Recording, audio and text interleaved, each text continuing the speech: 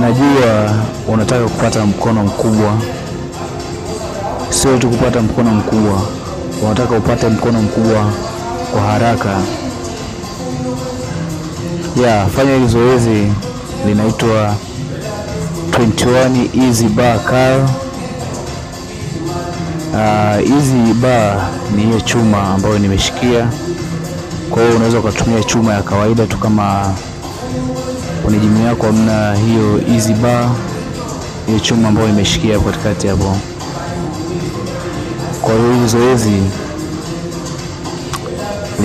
litakufanya upate mkono mkubwa kwa haraka.